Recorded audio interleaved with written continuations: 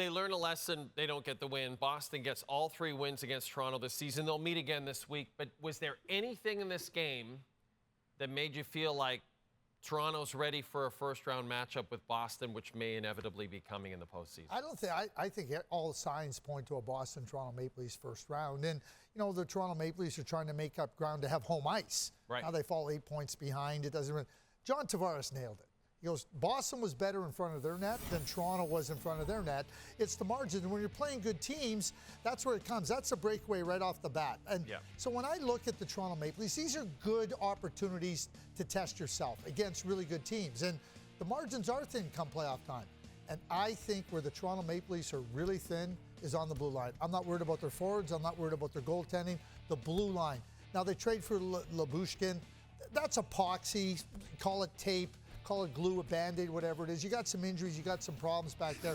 You got to try to add those guys. In my view, they do not have enough on the blue line to be able to beat really good teams.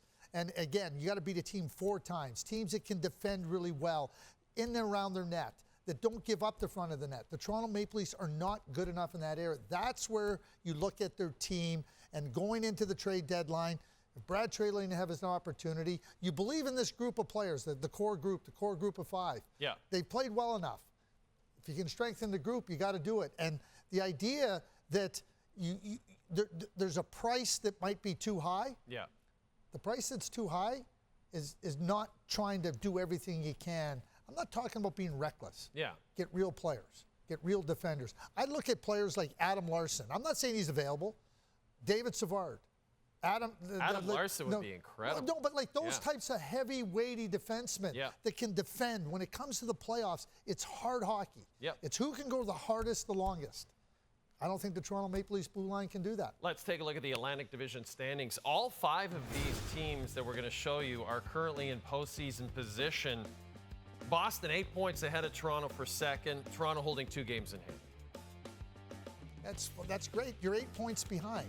So you got to win 5 more games than the Boston Bruins to get the second place. You're running out of games. That's hard to do, Jay. Florida narrowly leading the Atlantic.